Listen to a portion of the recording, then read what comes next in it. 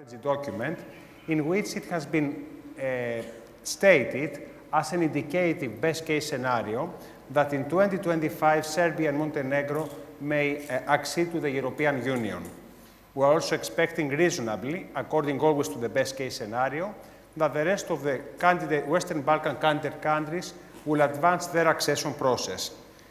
In this panel, I have the pleasure to have with me several young researchers from the region who have authored papers which all of them are uploaded in the Belgrade Security Forum platform, so you can read them later on, and discuss the main challenges in this way to the 2025 scenario. Speaking from my right towards to the more far right, first of all, with me is SIMONIDA KACARSKA, which is the director and co-founder of the European Policy Institute, a think tank based in Skopje. Then it is MARJANOVIĆ, RUDAN, a policy consultant with the Belgrade-based Praxis Development, and also an expert associate of the Politikon Network think tank. Then we have with us GAZELA PUDAR DRAŠKO, a research fellow on the Institute for Philosophy and Social Theory of the University of Belgrade. The next one, the only gentleman among the speakers, is Dr. GIORGOS TRIANTAFYLLOU, a research fellow at the Southeast Europe program of the Hellenic Foundation for European and Foreign Policy. The next one is JELENA VASILJEVIĆ, a research associate at the Institute of Philosophy and Social Theory of the University of Belgrade. And our discussant in this panel is ENGJELLUSHE MORINA, which is working in the Conflict Transformation Research Program of the Berghof Foundation. I will start immediately with SIMONIDA, and I will ask you to what extent there is consensus on the reforms that have to be carried out in the former Yugoslav Republic of Macedonia. Thank you, Nikos. The question of, and thanks to BSF for inviting me and accepting my paper, and Nikos's question goes back to the main topic of my paper, which is how do we actually build consensus on reforms in the rule of law.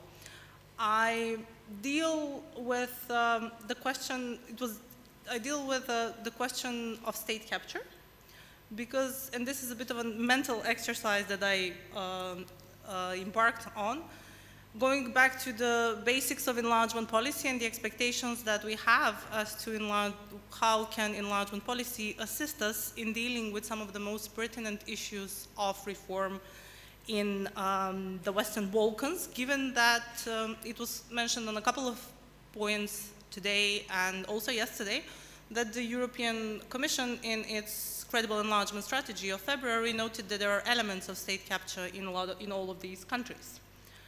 Now, in these conditions of a state capture, actually it was the Macedonian case that kind of helped us define what do we mean by this term, but also specifically in the Macedonian case, the form of state capture was actually further defined as executive capture. Now, some of you might remember the report of Mr. Reinhard Priebe that was also mentioned before, a systemic assessment on the rule of law. And I'm giving you this long introduction because if we are talking about an executive capture, then reaching consensus on reforms or freeing these states from executive capture is a challenge in itself, especially if we expect that this challenge will be sorted by an executive-centered process. And what we've learned from the previous enlargement, in effect, especially if we go to our mental maps of the 2004 and 2007 enlargement, the accession process is largely government-to-government bilateral negotiations process, which is centered on the executive. Now, consensus on the reforms, especially in terms of rule of law, needs to be reached by the executive, but also parliament, and also there is an increasing role for the judiciary, as we know, especially in terms of discussions already ongoing in Serbia, for example, as to the constitutional amendments. So in these conditions, my question, and the question that I deal with the paper, is whether it is realistic to expect that through an executive-centered process, such as the accession negotiations, we can reach consensus on crucial reforms which I believe will be very difficult, also going back to the time that is needed to do this in a proper manner. Because if we attempt to reach consensus by the actors that I mentioned, Parliament, Judiciary, Executive, this is a process that necessitates a lot of time. And as we need, if we go back to the topic that we have behind us, 2025, and whether this can be actually reached within the accession negotiations framework, which create a very pertinent time pressure on the reforms. Now, for me, consensus for us at home, trying to distance ourselves from the enlargement perspective, is a necessary condition to move our societies forward, but that will have implications on the time needed and on the methodology of work that we've encountered on, but I think I'll stop there and continue on your second question as to the methodology. Okay, thank you very much. I'll turn now to Anna, and I'll ask you, what is the prospect of rule of law and reconciliation in the region? Rule of law is singled out as the most important requirement in the accession process. So what is the prospect of these two, progress in these two fields? Yes, thank you. In this paper that I prepared jointly with Dr. Jovana Marović, we wanted to point out the importance of the rule of law and of transitional justice, which are intertwined, to the process of reconciliation and to the ultimate success of the process of reconciliation. And this is because the reconciliation as a set of many processes which seek to restore, rebuild relations after massive violations of human rights must be linked to processes which, as the rule of law and progress and transitional justice, which are rights-based and oriented towards victims and against prevention of recurrence of violations of human rights. As such, they must be viewed separately, and we fear that this has not been the case recently.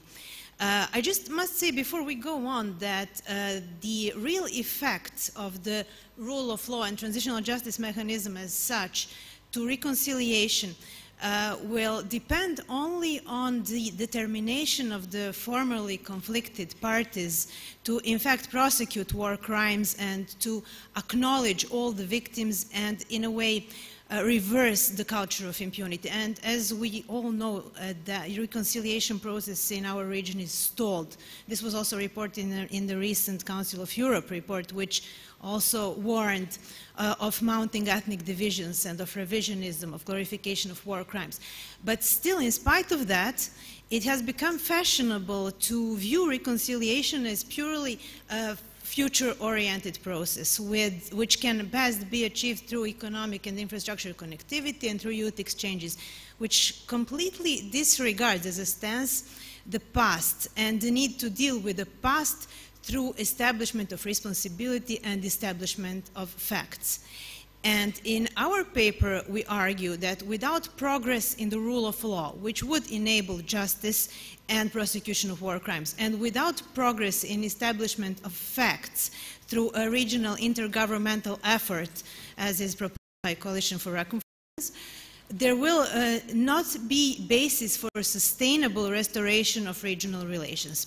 This is because in the absence of facts, there will always be room for political maneuvering and manipulations with narratives, inflammatory stories which have in the past been so useful in generation of conflict.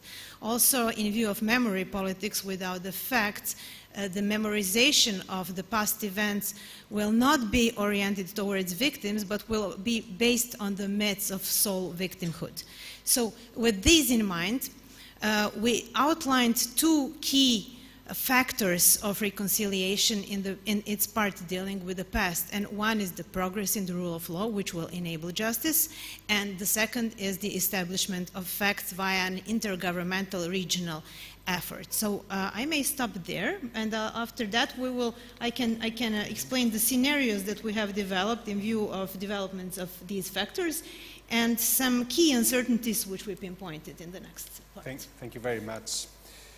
One of the problems that highlight in several think tank papers is the recent democratic backsliding in the region. And I would like to ask Gazela to tell us about the role of the citizens in this effort to diminish the democratic deficit in the region. Thank you. Well, I would like to point out to several things which are, I think, key for this theme which you brought in. And all of this is based on the research which our Group for Social Engagement Studies performed in the last year. And basically it talks about huge gap which exists between citizens and politics. And that's something which is definitely urgent matter for democracy in our region, especially in Serbia, which was the case study for this research. From one side, there is extremely high distrust towards politicians, any kind of politician, basically, on any level. And citizens perceive a lack of legitimacy and lack of credibility in the electoral process itself. That is especially visible and especially painful for them when it comes to local election, because they even say that they know who will be elected, who will be voted as a representative before elections, which is also combined with some very unpleasant situations during the election process. And all this caused very significant abstention from the electoral process in Serbia and also, I would say, in the region. And it causes also their feeling that they are unable to influence in any kind of political situation in their country, from the local level to top. Also, there is a belief on another side that government as such will not respond to citizens' demands, so it's not accountable in a way to citizens, so there is no any incentive that they feel engaged, and they engaged not only in politics but also in any other kind of engagement, civic engagement, which is possible in the country. On another side, there is, let's say, a little brighter picture when we turn to the grassroots movements and initiative which appeared in several towns and cities in Serbia and also throughout the region. I think Macedonia is one of the bright examples when it comes to this kind of initiatives, and that is which brings us hope that it is possible to move citizens and to engage them. And what are the possible scenarios for that? We have several things to think of, and we initiated one three-year-long project which will deal with this, how to combine and how to bridge movements who are coming from the bottom up and institutions who should involve the citizens in policy making. And I can say a few words afterwards about that.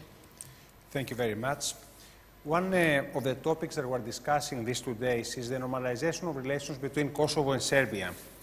Another relevant question, and that is taking some of our attention, is the security sector reform in Kosovo and the question of the establishment of a Kosovo army.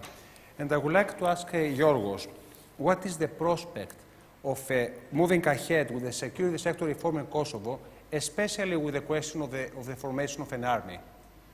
Yes, hello.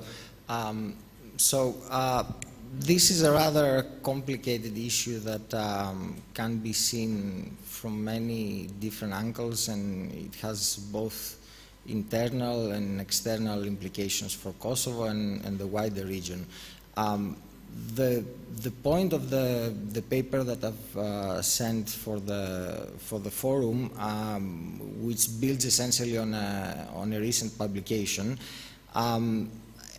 is asking mainly why since 2013, which, just to remind you, it is a key milestone year for the security sector reform in Kosovo, when NATO essentially announced that the Kosovo Security Force had reached the level of full operational capabilities.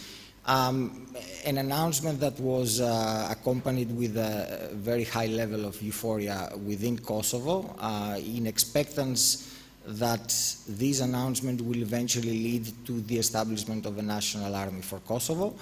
However, since 2013, we noticed that this whole process has been in a stalemate, and essentially there are two different levels that one can approach this issue. And in my paper, what I've tried to do is to present three different scenarios of how things could play out in three different directions. So by looking at the question of transforming Kosovo security forces into a national army, we first come across a legal argument which after a certain point it becomes essentially part of the wider political debate within Kosovo. So in the narrow core of the argument, the legal essence of it, on the one hand there is the understanding that this process has to go through a constitutional amendment in order to change the name and the mandate and the whole understanding of what the Kosovo Security Force is. And on the other hand, we find the argument that this change can simply happen by amending the current legislation on the Kosovo Security Force, a process which is relatively simpler than the first one. And on the second level of the debate, which is the political understanding of the issue, we come across essentially the different understanding between the Kosovo Albanians and the Kosovo Serbs of the nature, the role, and the utility of having a national army for Kosovo. And of course, from that point onwards, we get entangled with the wider debate of the ongoing Belgrade-Pristina dialogue. So I think I should stop here, and perhaps we can come across like the different scenarios a bit later if...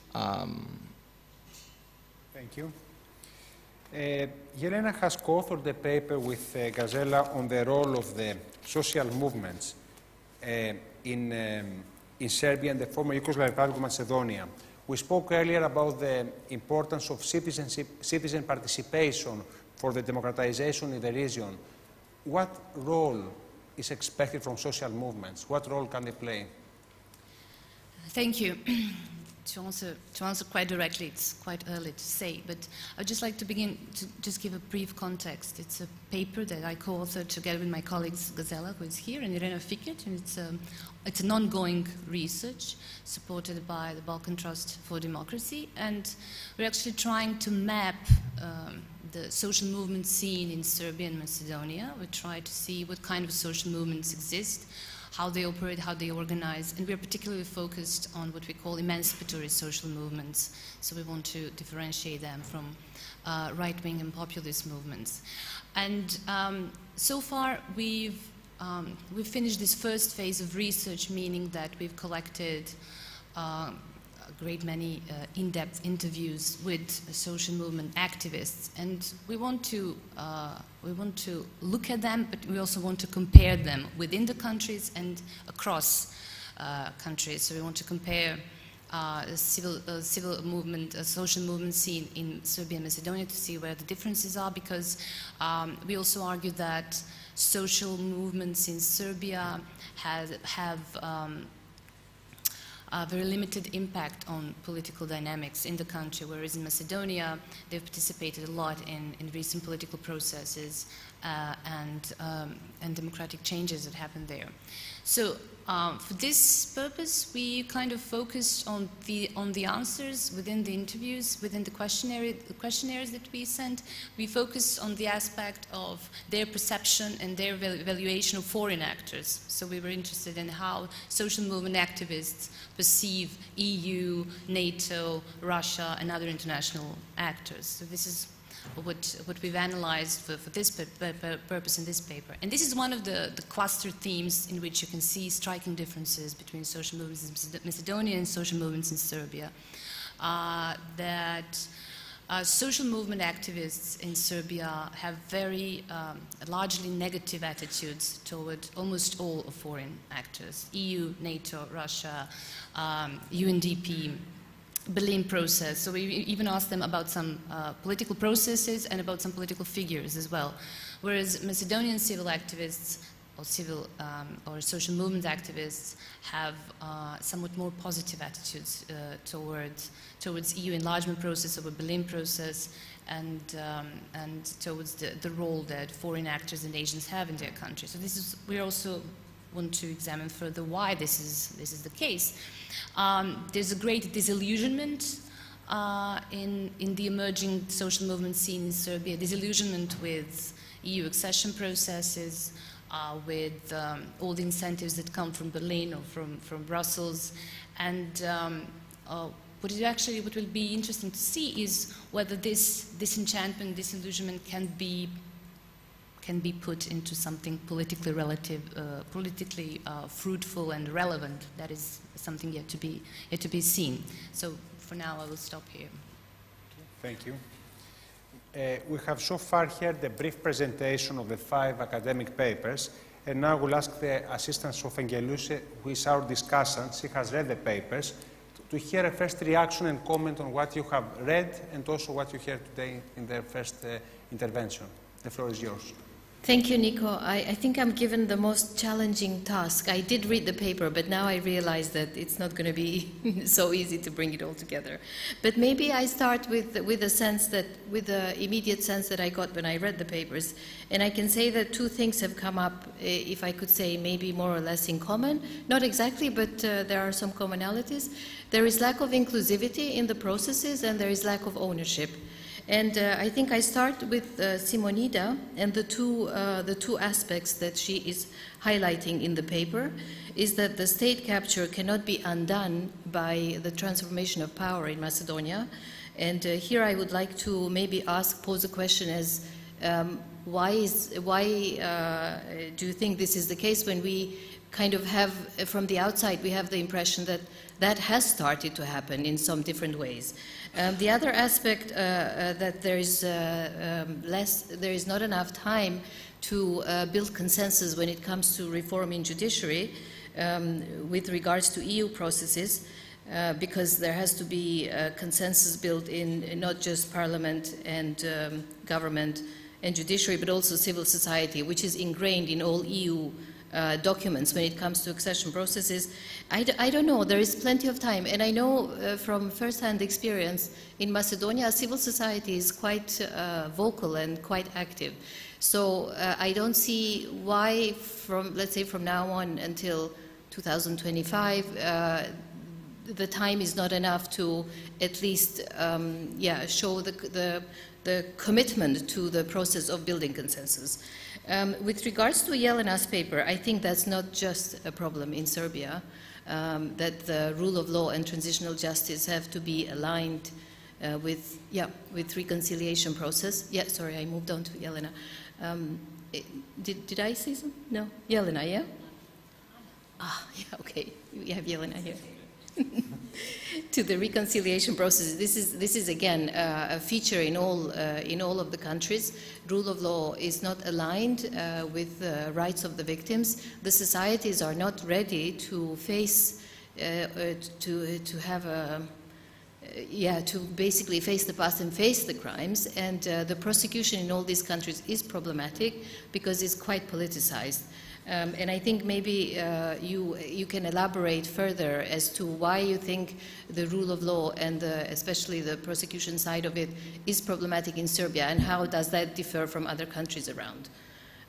I think that's quite an interesting feature maybe to highlight a little bit today. And to GAZELA, I think this is a brilliant case that most of the society feels disconnected with the political elites. They want to do something. It seems that the energy is there to do something, but they are feeling very lethargic that it's going to mean anything to anyone. Again, this is a lack of inclusivity of different elements of the society in the national processes, and this then translates into this civic lethargies, if I could say, and there is always the will, but the energy is not there. With regards to Kosovo security forces turning into an army, again, I mean, it's obvious that there are 2 different narratives. How Kosovars experience and expect their army to be, to look in the future, and how Kosovar Serbs experience the same or actually don't have expectations on it. So it's two different narratives. Complete lack of dialogue between the communities, which I think also came out quite strongly in the last panel. You know, there are few people deciding about the fate of the communities in Kosovo. Most of them are not being asked, so there is no ownership into the process. Therefore, the process is not going to be implementable easily. And I think this is also the case with the army. There's no, there hasn't been enough discussions within the society, and the implementation, as we have seen and we are seeing as we speak, it's going to be probably very difficult or close to impossible in the near future. With regards to, now it's Jelena, with regards to the social movements in Macedonia and Serbia, I was also quite surprised to see the replies of how much skepticism is there in these social movements in Serbia when it comes to external processes and actors, and how different that is in Macedonia.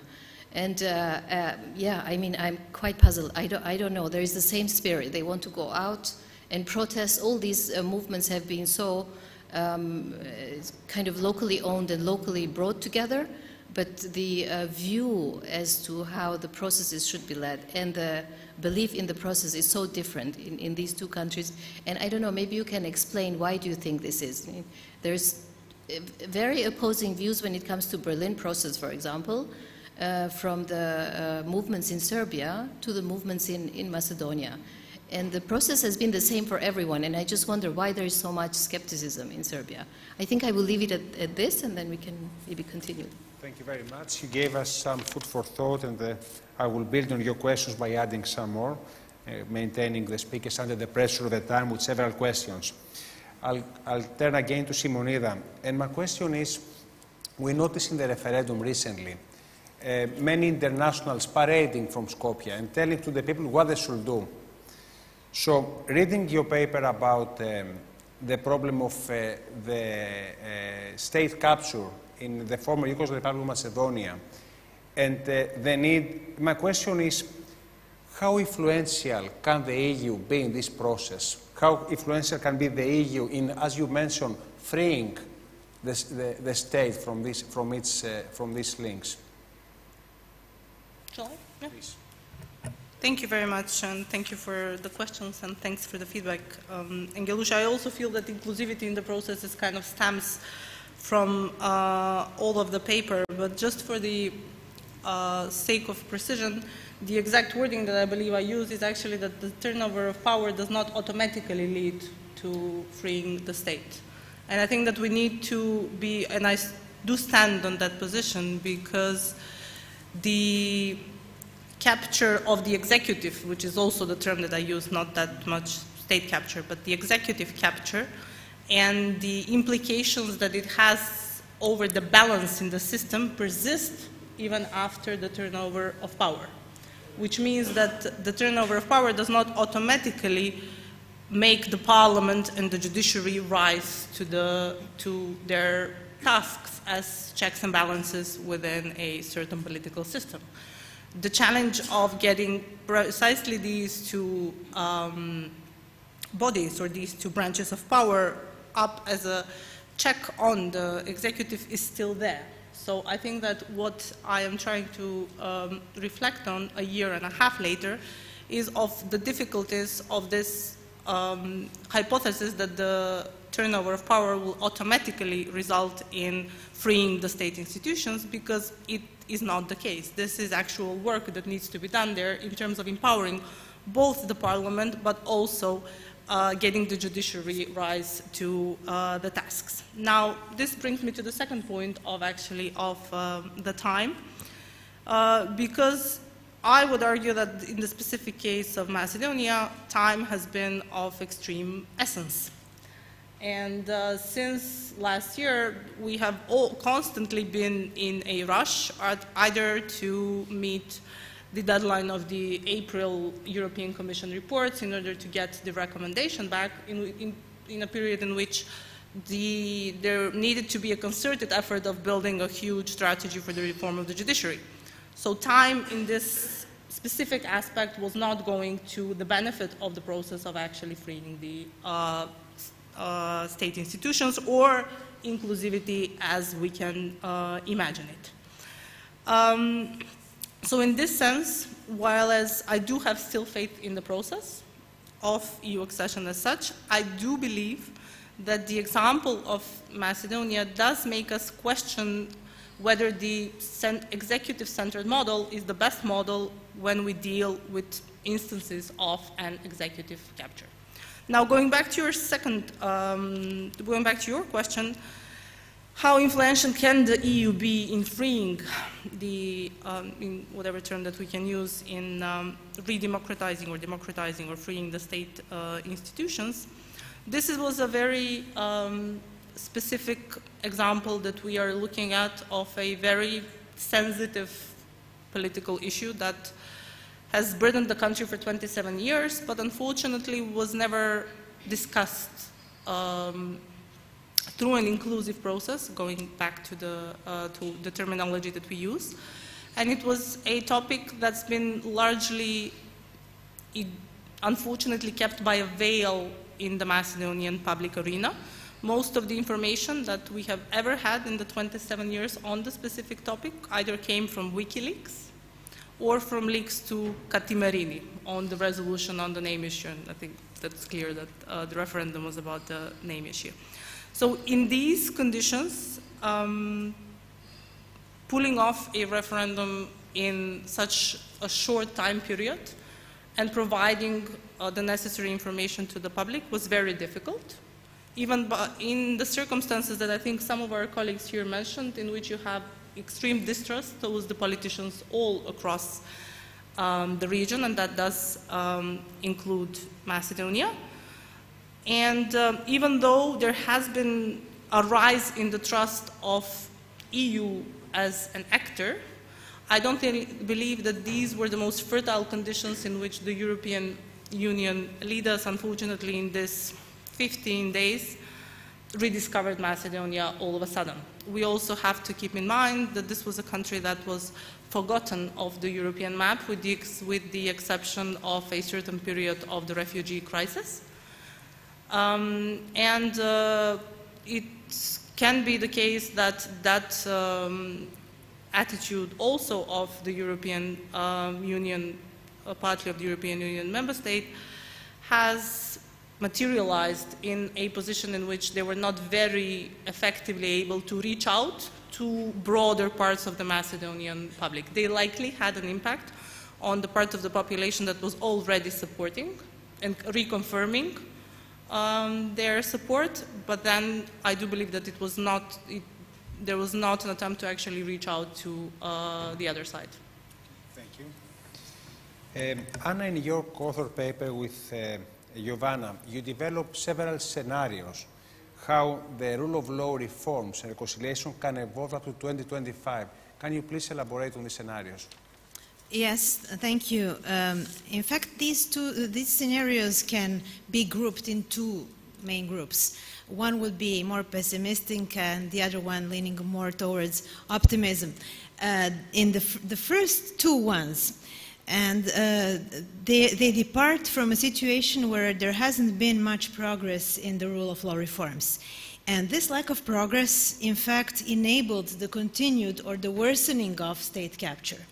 And this would be visible through many aspects, through quality of prosecution, capacity of prosecution, or the lack of prosecutorial strategies, the lack of enactment of new ones once they have expired, but also, and even more to the core, the lack of impartiality, perceptions of impartiality, both by the side of the judges and by the side of the public, which are very low, then long adjudication times, politicized HR policies, all the traits that can actually lead to retaining of the current state capture. And this atmosphere, with, on the other hand, EU turning its blind eye or just paying lip service to what we're doing here, would eventually lead to an atmosphere where civil society would continue to be under pressure, which could even be worsening. And on the other hand, you would have mainstream media proliferating discourses which are nationalistic and which in fact do not help regional cooperation. And as such, there would be an atmosphere in the society which would lead to worsening in regional relations and completely disabling a situation when you could have regional leaders cooperate in establishing the facts about victims, and let alone it will, of course, needless to say, worsen the situation with prosecution of war crimes. This situation would eventually not be conducive to reconciliation, as it would not create the prerequisites to reconciliation, which we think are, when past is at the table, establishment of facts and establishment of responsibility. The other two scenarios are slightly more optimistic, and we call them wins in the sales of reconciliation, and reconciliation being the new normal, where we observed possible several grades of improvements in the rule of law by the same categories that I mentioned. Impartiality, capacity of judges, capacity of prosecution, new prosecutorial strategy, etc., etc. And these put together would lead to a general democratization in a society and create an atmosphere where a discourse would be reconciliation friendly and friendly towards regional cooperation.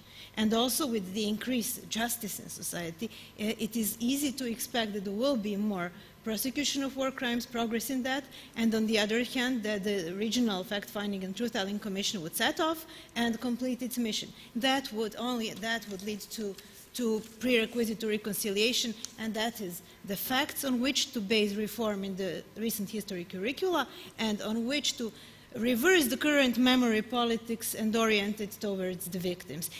And finally, ultimately, build a culture of solidarity, of tolerance, and of respect of human rights. And this is where we pinpointed two key uncertainties which could swing the process either way. One uncertainty is the style of political leadership across the region. Whether they are more authoritarian or more democratic. Respectively, they will be more encouraging towards the reforms of the rule of law and towards regional cooperation, especially in a way dealing with the reconciliation pertaining to the past. And the other key uncertainty, which I think is very important, is the messaging that we get from the European Union and the member states.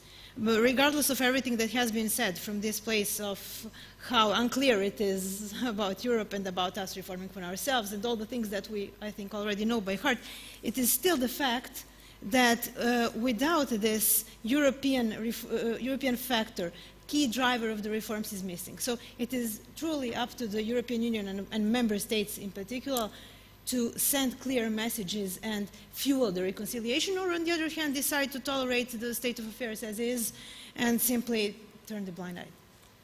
Today, 18th of October 2018, thinking in terms of probabilities, which one is, according to you, the most likely scenario? Well, I must say here, the purpose of this exercise was to clarify the risks and see possible opportunities. And I would say it really very much depends on the messaging that we get from the European Union, and as anyone else in this room. All probabilities are open. Yes. If I may, or we'll have time later to go to recommendations or to... We'll get back to it later. Thank you. Gazela, I'll turn to you now. And what do you think should happen to restore the link between the citizens and the institutions? Well, I have to draw on what Anna just said, and unfortunately, I have to reinforce also the opinion that we need also some external pressure in order to have that process happening here in Serbia and in Balkans in general. We believed the thing which we developed in our paper basically says that there needs to be synergy between two factors. One is EU, as very important still for us, in spite of this pessimism which exists, as Jelena explained, among citizens and also among social movements. And from another point of view, pressure which comes from bottom up, from the people who are engaged and who are active in social movements. And basically we believe that we need to reinforce this value which is very much present in all papers and documents of European Union which is claiming active citizenship and something which needs to be introduced on all levels. And in order to do that, we believe that things need to get started on the local level, which is the closest to the ordinary citizens who are here at questions. And European Union itself developed several tools and mechanisms in different countries, which we are researching for the moment, who basically introduce different, they call it democratic innovations, which is something which comes from top to the bottom. It's designed from institutions to invite people to become part of the decision-making processes in institutions. And there are several tools, I will just name a few, like organized public debates, neighborhood councils, citizen juries, participatory budgeting, which we already had in Serbia in some cases. And we believe that this region particularly is prone to adopt such practices because we already have something which was maybe forgotten and maybe should come out of the closet, and that's self-management, which is quite close to the people. At least it was close. I'm not so sure that it's close to younger people today, but those who remember socialist period, that was something which was really developed here, and this was a specific feature of Yugoslav socialism. And building on these two grounds, basically, we believe that there is really fertile ground to invite citizens and to bring back their faith to politics, but this is something which needs to be done, as I said, in current institutions and current political elites need to be put in sandwich between European Union and other foreign actors and citizens themselves through the movements which are active in order to push them to do that.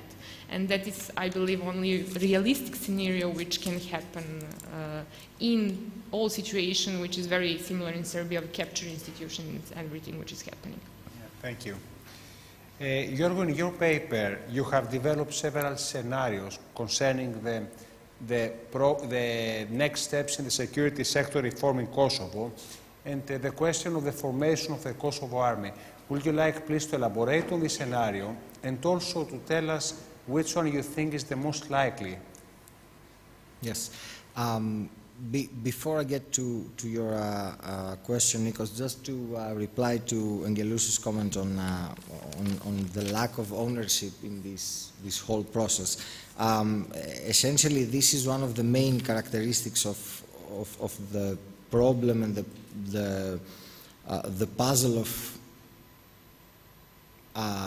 completing the security sector reform in Kosovo. And if I may offer my understanding, the problem goes back to the beginning of the international involvement in Kosovo in 1999, because from that point, at least until 2008, the main the need for local ownership in development, different aspects of state building, but in particular in development, the security sector reform process, that need has been left aside, and has been left aside because the need for short-term stability was prioritized in all different stages of the process, and that need was prioritized because essentially the international missions on the ground needed to show efficient and needed to show results in a very short period of time.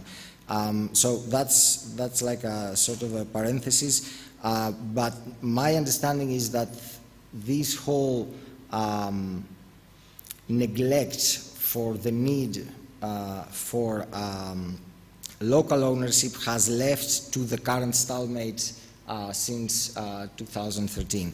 Now, to come to your question, Nikos, essentially the paper is developing 3 different scenarios based on the outline I presented earlier.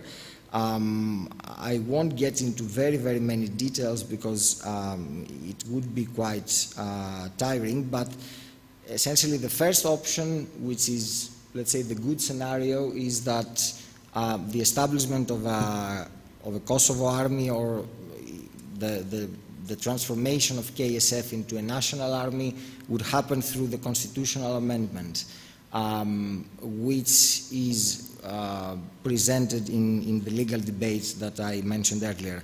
Now, the problem with this scenario, which my understanding is that it's the most desirable, at least for the international actors and the international community involved in Kosovo, the problem is that for this constitutional amendment, it's required a two-thirds majority in the parliament, and as we have all seen, like, you know, based on recent developments, and especially as ENGJELLUSHE mentioned in the earlier panel of the discussion, currently it seems very, very unlikely that something will happen and the Kosovo Serb MPs would go for this option. The second scenario, which is the bad scenario, is that the situation in Kosovo with regards to this question will remain as it is for the foreseeable future. And the reason why I'm saying that this is a bad scenario is because essentially it leads to this paradox of Kosovo being independent, but at the same time being dependent on NATO for its own security, being protracted. So if nothing changes and the situation remains as it is, we will only see the protracted nature of this paradoxology, and at the same time this scenario undermines constantly the argument that Kosovo is a sovereign state, again, as I said, given its heavy dependency on NATO for its security. The third scenario, which is a rather risky one, it goes for the easy way out, essentially by transforming KSF into a national army through changing the legislation which currently exists on the KSF. In order to change the legislation, it's only required a simple majority vote in the parliament, so practically that wouldn't be a problem. And these would essentially lead to the de facto militarization of KSF by removing the obstacles on its number, armaments, type of missions, etc., etc. Now, the risk here is, as we have seen from recent developments, especially the attempt by President Thaci in 2017 to do and to opt for this scenario, the risk here is the reaction both from Serbia and from the international community. So in March 2017, when Thaci actually tried to pass a bill in the parliament to change the existing legislation on KSF, both the reaction from Serbia, but mainly the reaction from NATO and from the US, was a very negative on such an initiative, which was considered a unilateral decision from NATO, and especially the United States were very clear that all possible changes would have to go through constitutional amendment. And that leads me back to your next question. It's not which of the three scenarios I consider more likely. It's that the way I understand the situation as it has been formed currently, and given the high involvement of the US and NATO in providing security in Kosovo, I would say that the only way out is to establish a national army through a constitutional amendment, which now it seems as a prerequisite set by the international community. And that leaves us with a big puzzle, which is how the Kosovo government could come to an understanding with the Kosovo Serbs in order to move forward with this option. Okay, thank you. I'll turn now to Jelena and your paper. In this paper, you present some findings of the perceptions of social movements of international actors in two different countries. Can you please elaborate the differences of your findings in each country, in Serbia and the former Yugoslav Republic of Macedonia, and also to account of this difference? How do you explain these differences? It's actually pretty much the same question, right?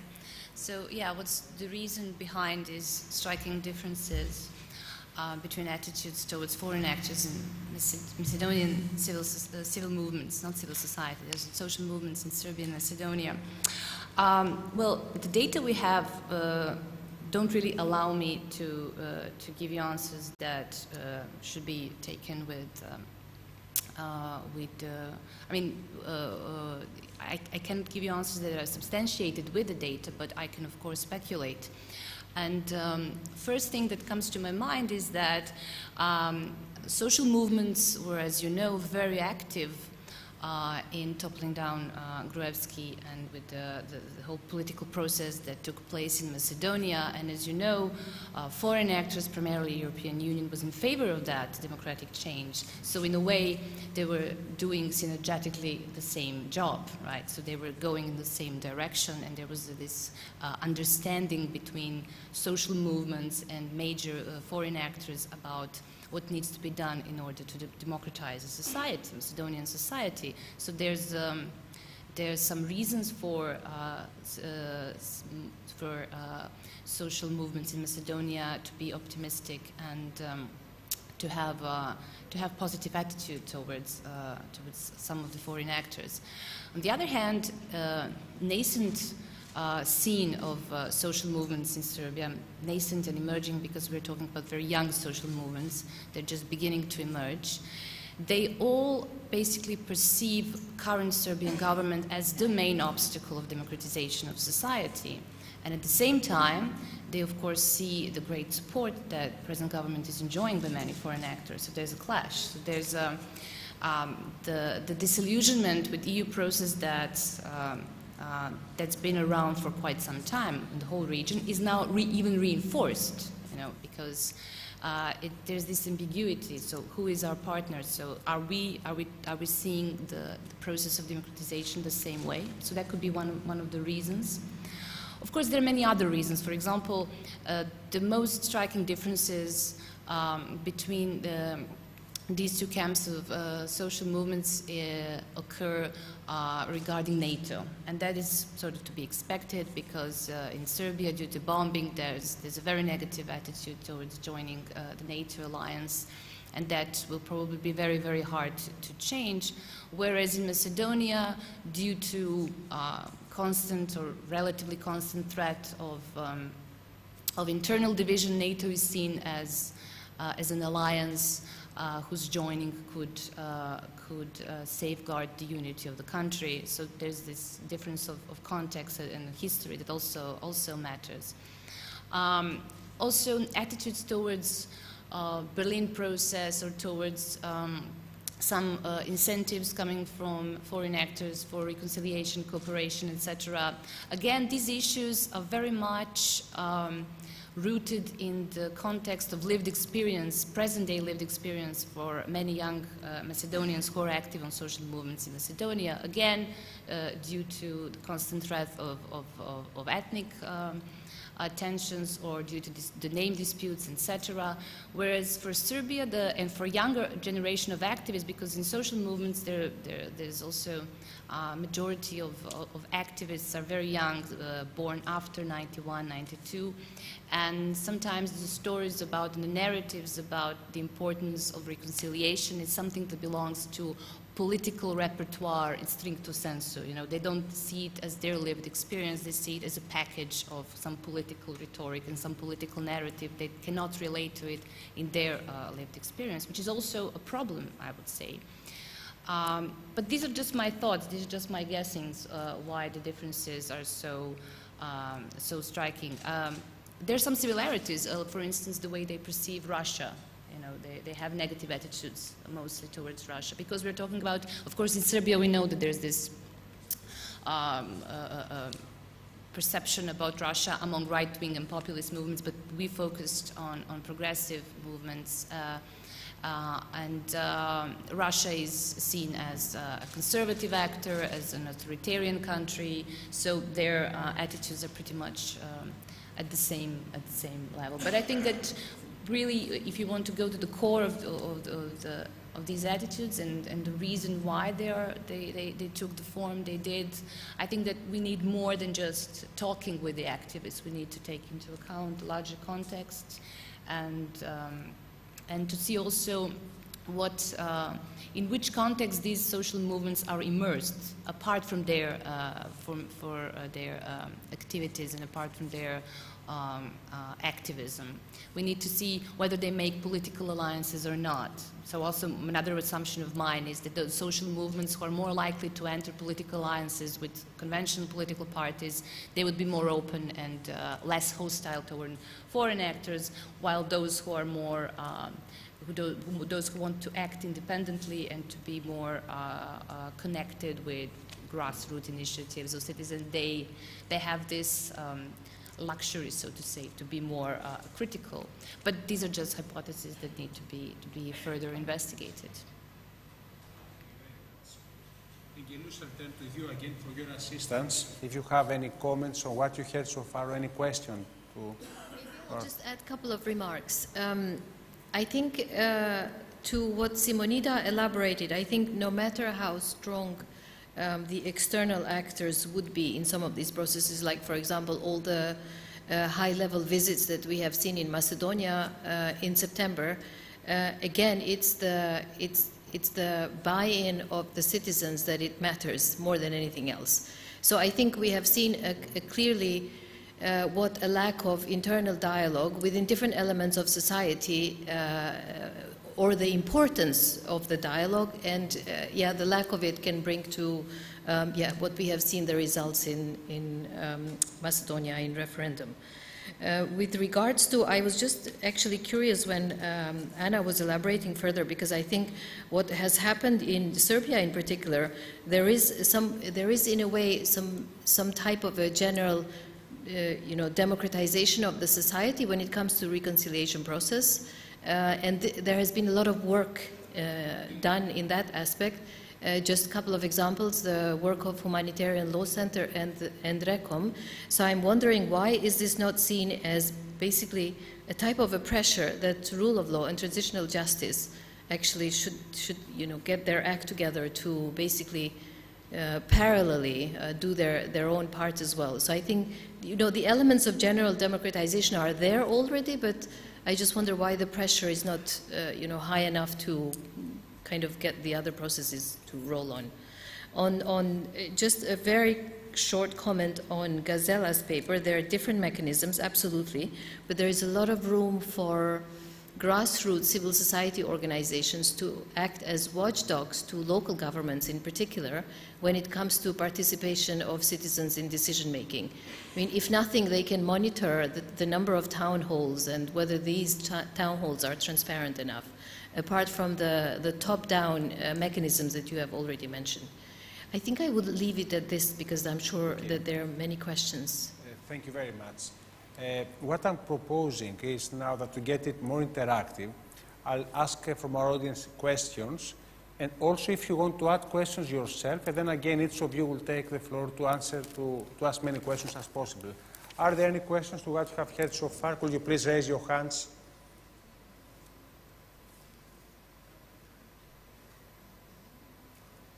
Okay, let's continue among ourselves, and we'll bring you in later on. Is it a question? Let's start with questions. Yes, I have to your colleagues. Yeah. Yes, I was going to ask Jelena actually, what time was when was the survey done, or when was your data collected? During the past 2 months.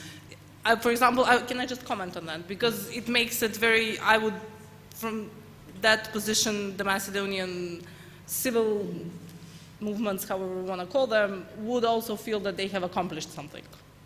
And they have accomplished something. They felt at times that they were supported. So I think that that is also one of the factors that would bring to the largely more positive view of the external actors. Because if you had asked, I believe, a lot of those civil movements in possibly May 2015, I'm not sure that they would have had such a positive view that they had at this point. And I'm singling out May 2015.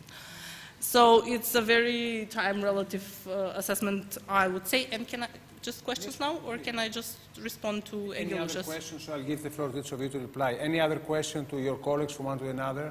Not for now, thank you. So please comment on what you have. Okay, yes, ENGJELLUSHE's question. I couldn't agree with you more. I think that the foreign visits in these circumstances, and a lot of colleagues of mine would argue in terms of the referendum, since it's like the elephant in the room,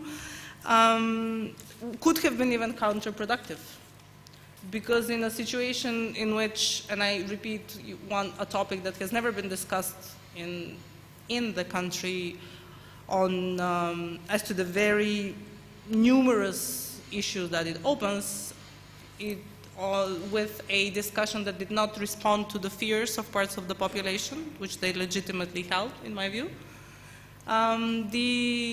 At times, the visits from abroad, as much as they were helpful for some parts of the population, at the same time, it was very easy to cross a very thin line as to what is support and what is actually patronizing. So, this was a very thin line for every foreign official that would have come to Macedonia. It was a question for possibly every EU official, and I reflected specifically on that because that was Nikos's question as to what can the European Union do in these circumstances. And it's a very, as I said, it was a very thin line to walk because a lot of the population did feel that the country was newly discovered after being in a stalemate for such a long period. And in this stalemate, we also have to keep in mind that the public opinion also shifted as to their positions towards the EU, the trust that they had in the European Union, because all of these processes that we discuss here and we discussed yesterday in terms of a rather slow EU accession process as a reluctant magnet, which was the word that Stefan Lena used in the other room, while at the same time attracting the Balkans, being very reluctant to act upon that attraction. This has left a mark on the population, because in 2011, if we go back, there were Eurobarometer data that shows that the Macedonian public, at certain point with bigger numbers, distrusted the European Union than the portion of the population that trusted the EU. These numbers have improved by now, and support for the EU has always been continuing, but it's not that the stalemate in the accession process did not leave its mark on the relationship with the Union. Okay, thank you. Anna, please also, apart from answering the question of ENGJELLUSHE, also please do tell us your policy recommendations of your paper. Well, thank you. But first, I would like to say that I couldn't agree more with you about the importance of the role of civil society, and the civil society has definitely been a driver of any successes in reconciliation that we have had in the region so far. The reason why we didn't single out Serbia, because we had a regional view in this matter. And talking about Humanitarian Law Center and RECOM too, they have done so much, but they have reached a point where institutionalization needs to be made. And this is why Dr. Marjanović and myself focused on this institutional part of the rule of law and of it enabling further steps in reconciliation. And in this way, we wanted to point the attention of the possible readers of the paper how important it is to prosecute war crimes and to set up the Regional Fact-Finding Commission, which would be intergovernmental. So it's really now up to the governments, and this is why we insist so much on state capture and on rule of law as a mechanism, dismantling state capture and allowing for this kind of engagement of governments. And just briefly, the recommendations that we sketched, some of them are rather general, and we would say that the post-Yugoslav governments definitely need to be more honest in their approach to rule of law reforms, and that definitely should, without any delay, start setting up the Regional Fact-Finding and Truth-Telling Commission. And also they should work closer with civil society in looking for alliances in rule of law reforms, because civil society and media could in fact be supportive in these efforts. On the other hand, it is very important to send the messages to the EU and to the members of the EU that they need to be more concrete in how they support both rule of law and reconciliation, and namely regional efforts in reconciliation considering the past. And there we had in mind two flagship initiatives within the new European Commission communication. Flagship Initiative 1 dealing with the rule of law, and Flagship Initiative 6, where in cooperation with the civil society we trust that very efficient measures could be developed to more efficiently push these two processes. And finally, the political messages that are sent to regional leaders should really stop being ambiguous and should be clear and do something for both rule of law and reconciliation. And one final point is that the lapse of time makes prosecutions harder or even impossible, and the same can be said for fact-finding. And this is why all the actions that are to be taken should be taken without any delay. Okay, thank you. GAZELA, please. I would like to say a few words about watchdogs. I think that's really relevant, but also very challenging issue, especially in Serbia. I think that civil society organization, when it comes to them, never fully establish themselves as watchdog in Serbia. And there are several reasons. I wouldn't like to talk now about established bigger organizations, which are maybe closer to that, but about smaller organizations and civil society, which is functioning on the local level. And on one side and other side, there is also a perception of citizens that people who are engaged in civil society, in organizations, are professionalized and a little bit distant from them. And they're also pursuing their own interests, which is not so difficult to understand when we know that in order to have functional watchdogs, you need to have independent institutions, so independent civil society organization, which is very difficult to obtain, to achieve in Serbia. Almost impossible in some cases, and also we have to have in our minds that people are afraid. That's something which was brought up in several, I would say, several clusters of data which we have, and also in our personal encountering with the local population, because we have a round of round tables around Serbia. They clearly say that they are afraid to behave as watchdogs, to speak up, because their jobs depend on their behavior in a way, and the power is so powerful also on the local level that they can simply lose everything which they have. So that is something which is a little bit, we are returning in the, I would say in the 90s, but also it's not the same, but mechanisms are functioning very similarly. And I could fully agree that we need to have more engaged citizens who will function inside of civil society on the local level, but that is very difficult to achieve if you do not have at least some support network which would support them to do that. And for the moment we are lacking that structure. And I think we are lacking because at some point I believe that let's say foreign donors, which are seen as a key to independency here, retreated from the region.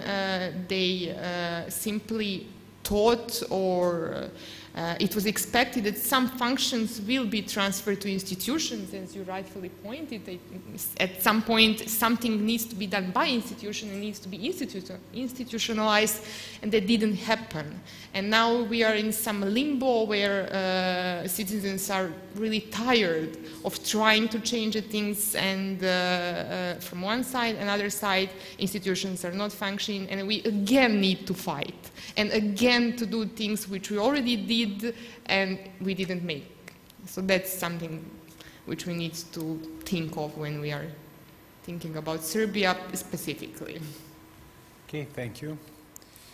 Giorgo, does the EU has a role to play in the Kosovo security sector reform? And precisely on the question of the establishment of the Kosovo army. We tend to see it as a NATO matter. Yeah. Well, the EU has been following the developments on that front, but the only connection I can see with the issue is when we try and broaden broaden our focus a bit and get to the point where the issue of establishing Kosovo National Army or transforming the KSF into something else, when this gets intersected with the ongoing normalization dialogue between Belgrade and Pristina, which of course, in which of course the EU has a key role to play. Now, I'm not sure whether the EU could directly influence which of the three scenarios or which road the Kosovo government would choose to follow on that matter, because it seems rather the understanding is that from international actors, at least at the face of it, is that this is an internal issue of Kosovo and it needs to be treated as such. So my comments would be that the role of the EU could just be indirectly relevant by guiding and by trying to act as a catalyst in order to have a progress, which, as we've seen, is rather difficult at the time being, to have a progress in the dialogue between Belgrade and Pristina, and from that point of view, then we could have multiple benefits for developments inside Kosovo. So, in other words, that would be like, an indirect way of influencing, this particular issue. Now, if I may say, just a few final thoughts very briefly. This, as I said earlier, it's an issue that has been in a stalemate since 2013, and the current situation doesn't really help anyone inside Kosovo.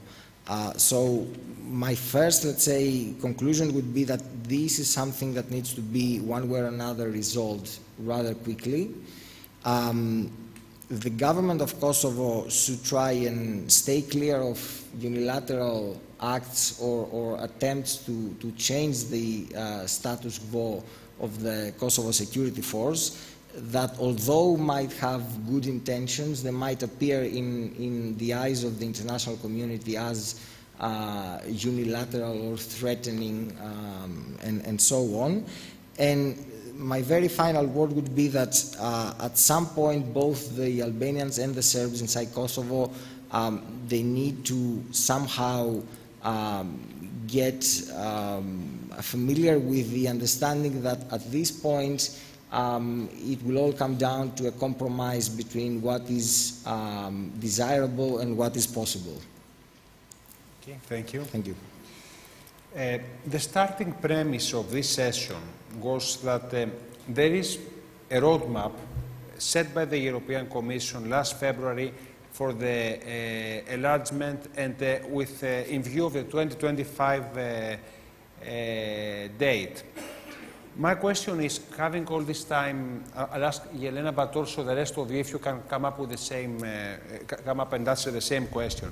My question is, having all this during the past hour, identified so many hurdles and problems and challenges in this process, we have also heard of different pessimist scenarios. Is the EU strategy of last February already irrelevant? Do we somehow need to tweak it? And in what direction? Please. It's a very difficult question. I think that, and I want to first, if you allow me, and everything is very much interconnected, and just to follow up on what GAZELA said in response to your question about citizens' initiatives, bottom-up initiatives of creating watchdog institutions. And it's not just the politics of intimidation and clientelism that GAZELA described, as if that is not bad enough. But it's not just that is preventing citizens' intimidation and clientelism. It's also that the ineffectiveness of it. So you have many reports, you have citizens organizing and reporting frauds, illegal moves, illegal decisions, irregularities in various events, and nothing happened.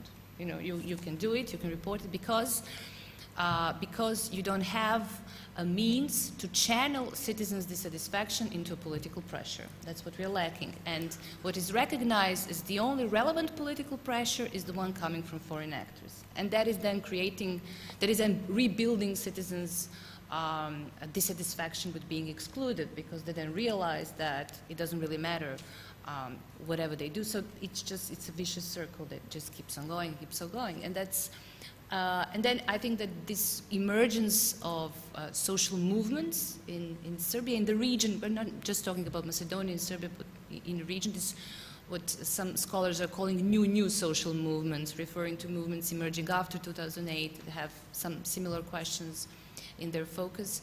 And I think that this emergence of new movements is kind of recognizing this issue, especially in these semi-peripheral countries where it's really the questions of sovereignty and regional cooperation and EU accession process. Everything is so entangled into these questions of what is the power of citizens? Can they really decide? Are we sovereign nation or not? And that's, I think that they're recognizing this need to build cooperation and to cooperatively work irrespectively of EU agendas. And I think that's a good sign. It can go in many directions. So far, from what we've noticed, it's mainly been informal, so these movements do cooperate, but not really officially and formally. And I think that maybe the deepening of this cooperation on the regional level, and also cooperation with some institutional factors like conventional mainstream political parties, is something that we need. So we need to look at our own capacities, and we need to recognize the fragility of these states really being not even on semi-periphery, but in total periphery, and we need to think what can we do to rebuild our democratic capacities and to escape at the same time populist allures, because right-wing populists are saying pretty much the same thing and sending a message that is not really positive. So I think that we should really be looking at this direction. Thank you. Any other answer to my question? Or? Yes, please. No, I don't see that much the enlargement strategy of February 2018 as a clear roadmap, because I do see it more as a diagnosis tool. There was a lot of announcements in the strategy itself, but the follow-up has not been very clear yet. As for the case of where I stand, Macedonia was expecting a clear follow-up on the June European Council with a date for accession negotiations due to the progress on Prespa and a couple of other issues, but this did not happen. Now, I don't see that much the need for its revision, as you said, as much as I see the need, and this has been voiced out in this room and a couple of others, for a change in the way that we use these tools. Because going back to my original argument, if we expect, and the Macedonian case is just an example here, but if there are elements of such a form of executive capture in all of the other countries, and we expect that these will be automatically resolved either by a change of power or by accession negotiations, then I don't believe that these are the sole two pillars on which we need to base our expectations, but rather we do need to work internally on building a more broader consensus on European integration matters, especially if we go back to the issues of rule of law and reconciliation that were mentioned here, specifically rule of law. This is an area in which the EU does not have clear rules, and that's why providing a clear, at least minimum common understanding as to where these countries are going internally is very much appreciated and needed in order to avoid also a potential backlash that we see in possibly some of the European Union member states at the moment. Okay, thank you. Yes, please. I would also like to briefly comment on what you suggested through your question, and that is that although we have this communication from February, we still have the 6 flagship initiatives of which we don't know anything. And we only know that there is an amount of money designated to these flagship initiatives, and the real measures that will make the strategy actually descend to the ground are not defined yet. So it is perhaps a very good opportunity for the civil society and even for the governments of this region to reach out to the European institutions and say, hey, we want to be part of this. We want to help design what will be happening to us. And through this, show the real commitment, the real meat behind this phrase that we keep repeating, that we do the reforms for us and not for the European Union. So I think that there is still plenty of time. I mean, it's 7 years from now. So we can't really give up on a date, which was heard also from this post. But we can now put pressure on the European Union to have us truly included as a partner in this dialogue on how to make this strategy into concrete measures. What I was meaning was not to give up on the date, but on the methodology. Whether the methodology is faltering, given the fact that there are so many obstacles and so many inconsistencies. Okay, thank you. Please. Well, I don't think that I have something meaningful to add after you told. I think I fully agree with what you said.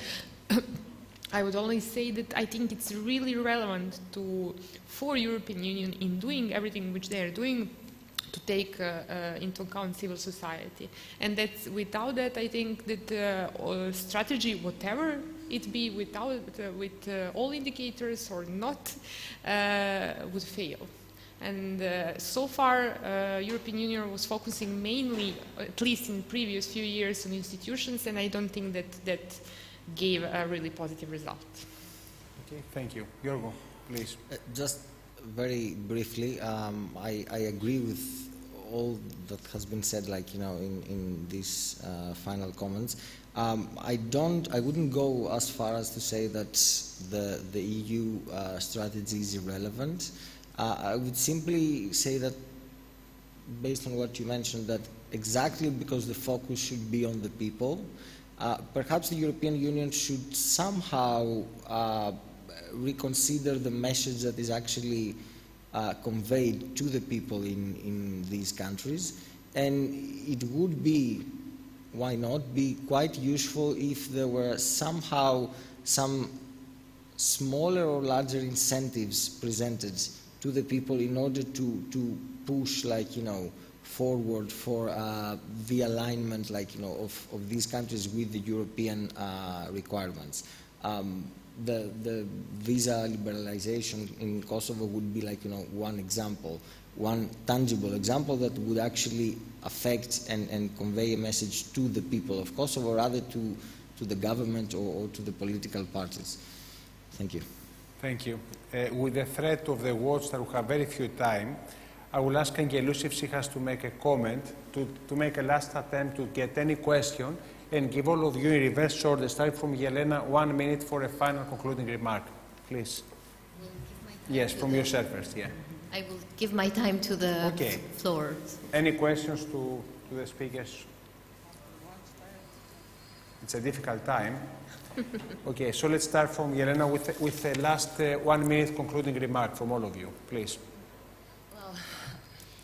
Well, I agree with what's just been said about we need to, and we keep repeating that, we need to include citizens, we need to include civil society, we need to include different forms of civil society. The question is how, and how can we actually, not just, I mean, we cannot just design policies made to include citizens. We actually have to see how citizens themselves see ways of how they want to be included in the politics. So we have to step out of this circle and of this paradox of imposing top-down policies to strengthen bottom-up activism. So we have to somehow also include various aspects of civil society on a more equal basis for dialogue. Thank you. Giorgo? Okay, I'll just grab, like, this last comment about imposing top-down solutions and, like, trying to reverse, like, and build from the bottom up.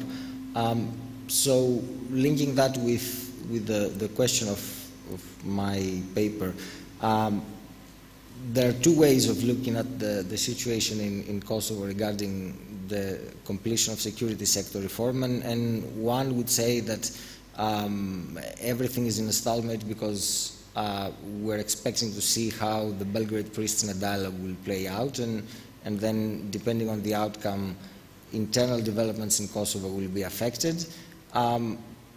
I would rather like to believe, based on what you said, that if the people in Kosovo, the government in Kosovo, or perhaps could find a way to address both Kosovo Albanians and Kosovo Serbs in a way that it's meaningful and try to engage those two communities in a meaningful dialogue on this issue, then perhaps internal developments in Kosovo could have a positive effect on the ongoing Belgrade-Pristina dialogue.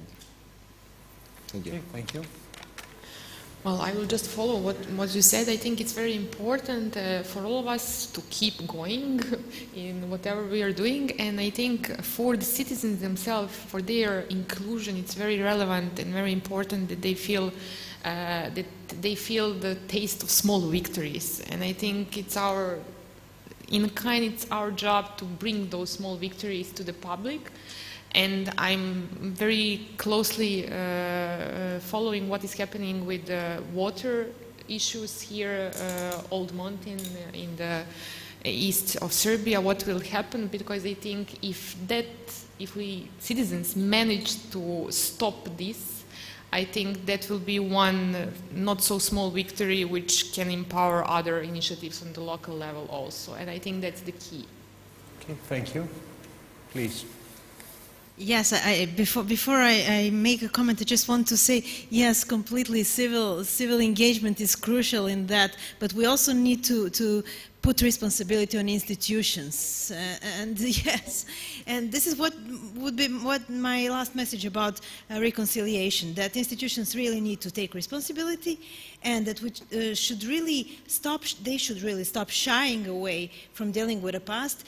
I know it is easier and more comfortable to look into the future and talk about economic development and cooperation, but that we cannot ignore what has happened if we want reconciliation to be sustainable. So this is the responsibility of institutions, and civil society can help, of course. Okay.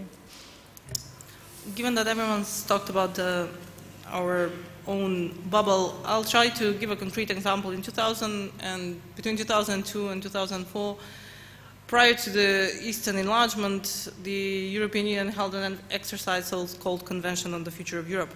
Most of you would know it, even though someone might argue that it had a failed outcome. At that time, the countries that were in the accession process were actively participating in these discussions. So here in this room, it was said this morning that the European Union citizens want to participate in the discussions on the common future project. And I think that also, in a way, if this region is acceding to the European Union, then the discussions on the current future of Europe should actually be also taking the consideration of its citizens into view. So I'm there.